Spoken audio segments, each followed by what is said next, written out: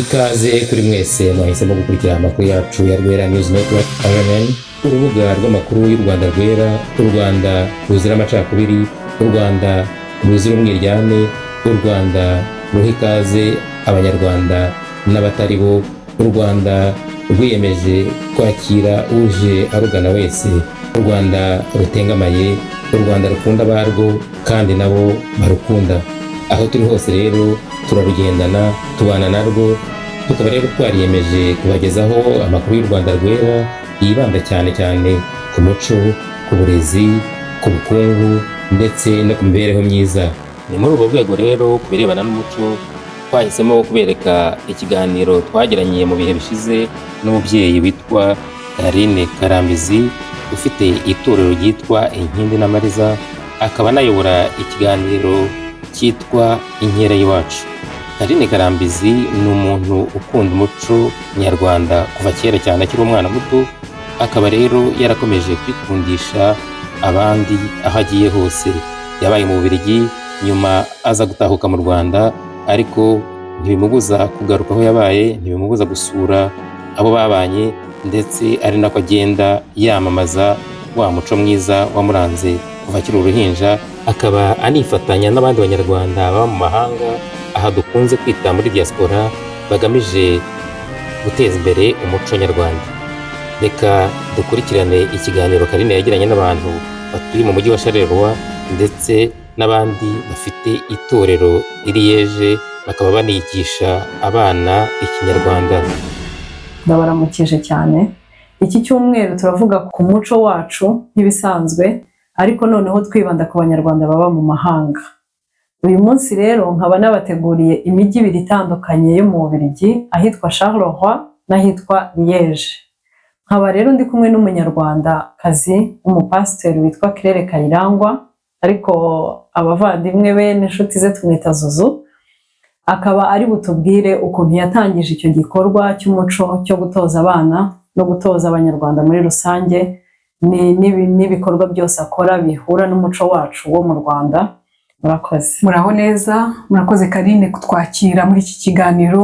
Twishimiye kubana namwe muri aka kanya. Nk'uko mwabivuze, nitwa Zuzu, ndi Pasiteri Claire, nkaba mba hano mu Bubiligi, nkaba ntuye mu mujyi witwa Charleroi, tukaba tuhamaze iminsi. Murakoze kutwakira muri iki kiganiro.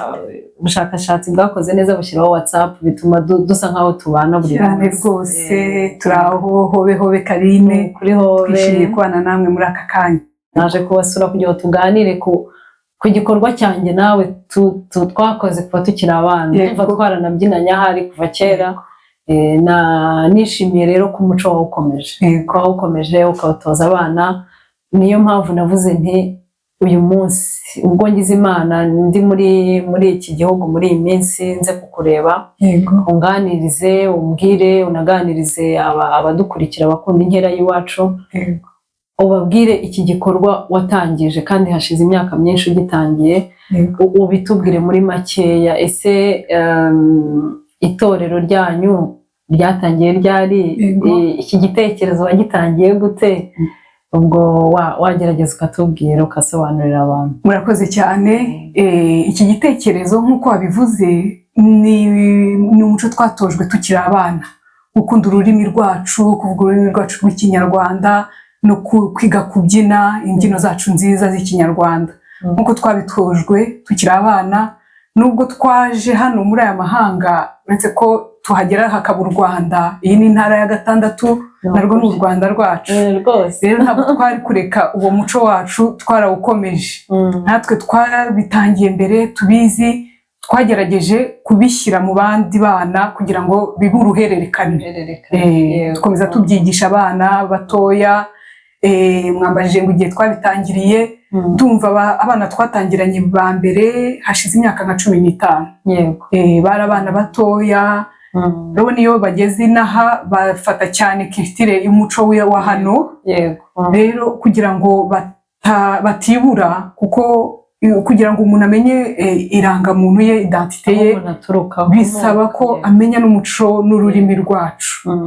Abana ba mbere twigishije rero hashize imyaka 15, ubu uyu munsi wa none n'abana bakuru ntabwo bakiri abana n'abadisite n'abantu bakuru bakora barangije amashuri twabakundishije.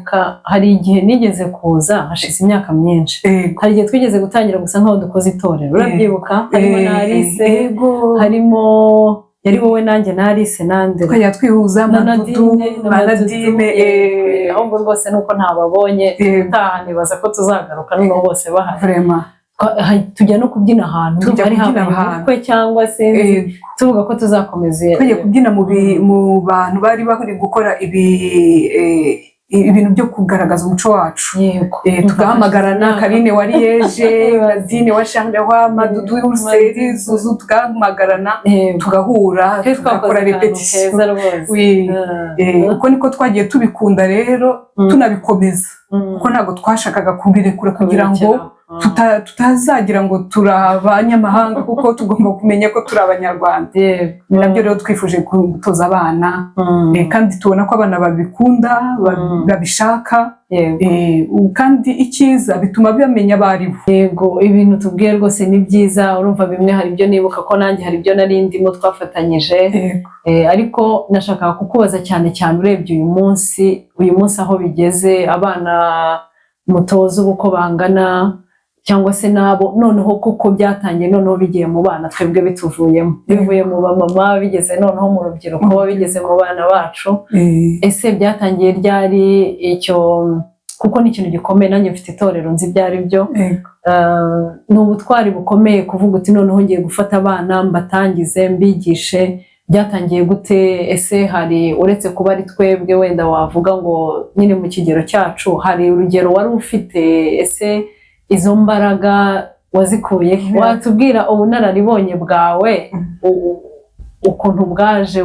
Koze Karine, imbaraga hano twazikuye cyane cyane ni mu babyeyi duturanye tubana, tuganira mbese mwazanye abana tukiga Ikinyarwanda, kandi ababyeyi bose babifatiraga rwose hejuru, barabyishimiraga ku buryo twahanaga ahantu ho guhurira, ababyeyi bakazana abana. Mu by'ukuri twagiye kenshi dutangirana n'abana batoya, imyaka 10 kuzamura 18, kandi icyo tumaze kubona cyiza nuko nabo ngabo hashize imyaka 15, uyu munsi wa none umuco wabinjiyemo pe, niwo wabavamo.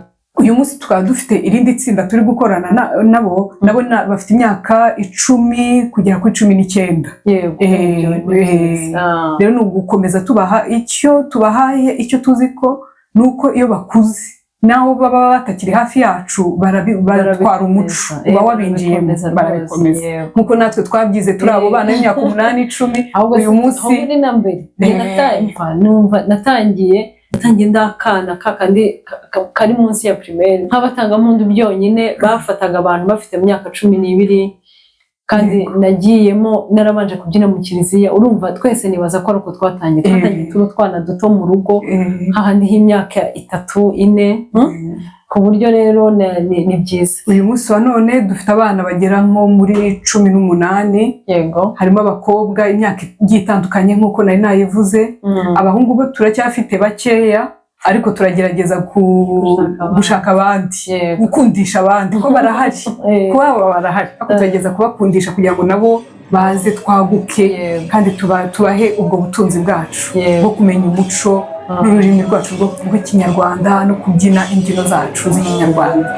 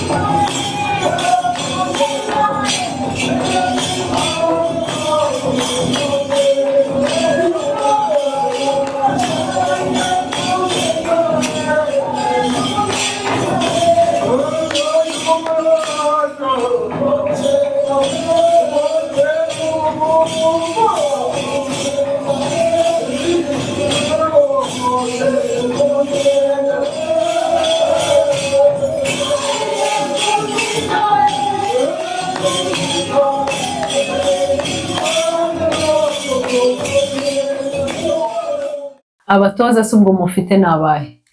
tugira abatoza nk'ubu hano dufite umutoza dukorana wa Jane ambabarire kuvuza izina rye atabinyemereye ntabimusabye ni umutoza ni intore pe intore ikomeye cyane bagenda muvuze uvuze ko ndakunda neza cyane abana bafite umutoza mwiza atoza abana kubyina abana indahemuka uje umunsi wa repetition usanga biba bikomeye rwose abana barabyina bakava hasi